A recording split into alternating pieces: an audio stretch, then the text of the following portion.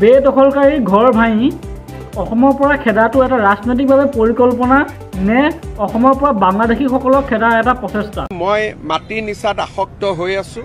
অসমীয়াই প্ৰত্যেক দুখৰ মাটি ৰিক্লেইম কৰিব লাগে। অখিল গগৈ ডাঙৰীয়াই কিয় মিয়াৰ প্ৰতি ইমান মৰম চেনেহ দেখায়? মিয়াৰ নেতা অখিল গগৈ ডাঙৰীয়া নেকি? যেতিয়া নিজৰ শিৱসাগৰ সমষ্টিত ৰাইজৰ বিপদ পৰে তেতিয়া কিন্তু অখিল গগৈ ডাঙৰীয়া ওলাই নাহে। যেতিয়া মিয়াৰ বিপদত পৰে তেতিয়া অখিল গগৈ ডাঙৰীয়াই মিয়াৰ নেতা হৈ পেলাই কেৱল মাত্ৰ কেইটামান ভোটৰ কাৰণে মিয়াৰ প্ৰতি তেওঁ মৰম চেনেহ দেখায়। এই দখলকাৰীক খেদাৰ প্ৰচেষ্টাৰ প্ৰতি তেওঁ বিৰোধিতা কিয় কৰে? এই উচ্ছেদ অসাংবিধানিক। দখলকাৰীক খেদাৰ ফলত সাধাৰণ অসমীয়াই কি নষ্ট হৈছে, কি দুখ হৈছে আৰু সাধাৰণ অসমীয়াই কেনেকৈ ভাল পাইছে?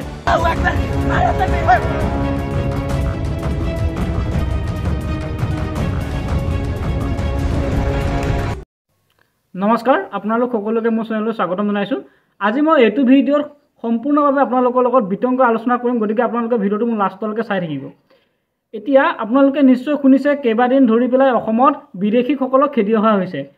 গোৱালপাৰা জিলা, লখিমপুৰ জিলা আদি বহুত কেইখন জিলাতে আমাৰ বিদেশীসকলক অসমৰ পৰা খেদিবলৈ হিমন্ত বিশ্ব শৰ্মা ডাঙৰীয়াই অলৰেডি আদেশ দিছে আৰু সেইমৰ্মে পুলিচ প্ৰশাসনে লখিমপুৰ জিলাকে ধৰি পেলাই গোৱালপাৰা জিলাকে ধৰি পেলাই আৰু বহুতকেইটা জেগাত JCB লগাই পেলাই ঘৰবিলাক ধ্বংস কৰি দিয়া হৈছে। আৰু এনে কাৰ্যতে এজন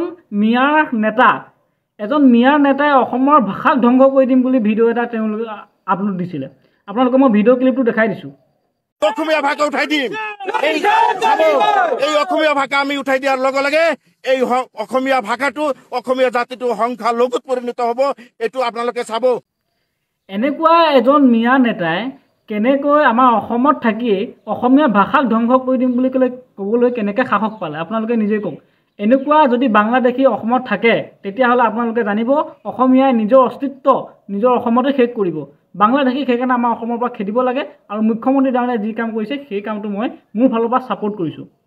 এতিয়া তাতে গৈ পেলাই আমাৰ অসমৰ নেতা অখিল গগৈ ডাঙৰীয়াই কি কৰিলে যে মিয়াৰ প্ৰতি তেওঁ মৰম চেনেহ জগাই পেলাই মিয়াৰ ঘৰ ভাঙোতে তেওঁ বুকু জ্বলিছে আৰু বুকু জ্বলি পেলাই তেওঁ কি কৰিলে আমাৰ হিমন্ত বিশ্ব শৰ্মাই যি অৰ্ডাৰ দিছিলে সেই অৰ্ডাৰ তেওঁ বিৰোধিতা কৰিছে আৰু তেওঁ কৈছে যে ঘৰ দুৱাৰ ভঙাটো বেয়া কাম, ঘৰ দুৱাৰ ভাঙিব নালাগে। তেওঁ মতে আমাৰ বাংলাদেশৰ মিয়াখিনি অসমত থ'ব লাগে আৰু এনেকৈ আমাৰ অসমীয়া ভাষা ধ্বংস কৰি যাবলৈ দিব লাগে তেওঁ মতে, আৰু আমাৰ অসমৰ মাটি সকলো জেগাতে বাংলাদেশীক আনি পেলাই বহাই দিব লাগে তেওঁ মতে, অখিল গগৈ ডাঙৰীয়াৰ মতে। আমি 60 বছৰ আছোঁ, গতিকে আমাক ইয়াত থাকিবলৈ দিয়ক। কৈছে যে চৰকাৰক যদি মাটি লাগে আমি মাটি দিম, কিন্তু এনেকৈ আমাক অত্যাচাৰ কৰিব নালাগে। এই গোটেই বিষয়টো গুৱাহাটী উচ্চ ন্যায়ালয়ত চলি আছে। গুৱাহাটী উচ্চ ন্যায়ালয়ে 3টা ষ্টে অৰ্ডাৰ দিছে যে এতিয়া উচ্ছেদ কৰিব নালাগে।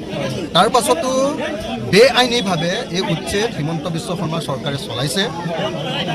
এতিয়া তাতে আমাৰ হিমন্ত বিশ্ব শৰ্মা ডাঙৰীয়াই কৈছে যে যেতিয়া মিয়াসকলক খেদিবলৈ যায়, যেতিয়া বাংলাদেশীসকলক খেদিবলৈ যায় তেতিয়াহ'লে আমাৰ 2-এজন অসমীয়া ঘৰো নষ্ট হ'ব পাৰে। তাৰ কাৰণে বেয়া পাব নালাগে। আমাৰ যিসকল অসমীয়া, যিসকল প্ৰকৃত অসমীয়া, যিসকল বহুত দিনৰ আগৰ পৰাই অসমত আছে তেওঁসকলৰ কাৰণে হিমন্ত বিশ্ব শৰ্মা ডাঙৰীয়াই মাটিৰ ব্যৱস্থা বা থকা মেলাৰ ব্যৱস্থা কৰি দিছে। আৰু যিকেইজন বাংলাদেশী আহিছে বাহিৰৰ পৰা আৰু তেওঁলোকৰ ঘৰ ভাঙি কিন্তু কোনো ধৰণৰ ব্যৱস্থা কৰি দিয়া নাই। আৰু ব্যৱস্থা কৰিবনো কেলৈ?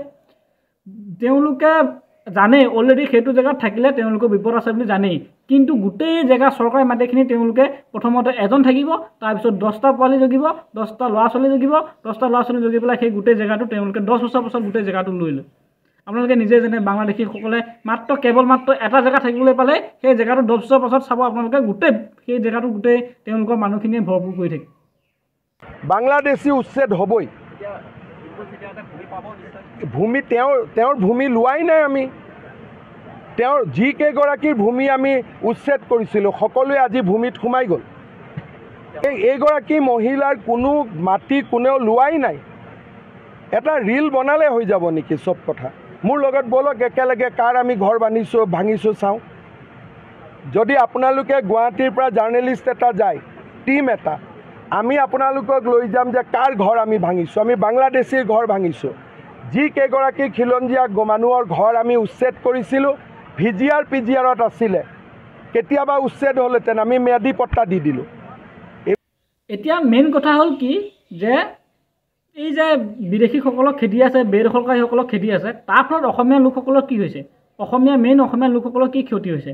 মই ভাবোঁ যে বহুত কেইজন হাজাৰ হাজাৰ বিদেশী খেলিবলৈ যাওঁতে দুই এজন অসমীয়া প্ৰকৃতও লোকচান হয়, নোহোৱা নহয়, আৰু সেই লোকচানৰ প্ৰতি চৰকাৰে নজৰ ৰাখিছে। আৰু তেনেকুৱা এজন অসমীয়াই কি বুলি কৈছে আপোনালোকে ভিডিঅ' ক্লিপটো এবাৰ চাই লওক।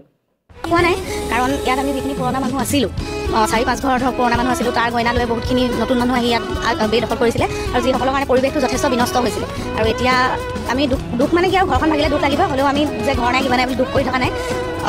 সেয়াই মুখ্যমন্ত্ৰী ডাঙৰীয়াই যি কাম কৰিছে, যি কাম কৰা নাই, সেইটো মই মোৰ ফালৰ পৰা ভাল বুলিয়েই কৈছোঁ। আপোনালোকৰ কমেণ্টটো আপোনালোকে নিজে দাঙি ধৰক যে মুখ্যমন্ত্ৰী ডাঙৰীয়াই বিদেশীসকলক যি অসমৰ পৰা খেলিবলৈ সাহস কৰিছে, সেই কামত আমি আমাৰ অসমীয়াসকলে যদি আজি যোগদান নকৰে, আজি যদি মুখ্যমন্ত্ৰী ডাঙৰীয়াই সহায় নকৰে, তেতিয়াহ'লে ভৱিষ্যতে আমাৰ অসমীয়াই নিজৰ অসমতে অস্তিত্ব নাইকিয়া কৰিব।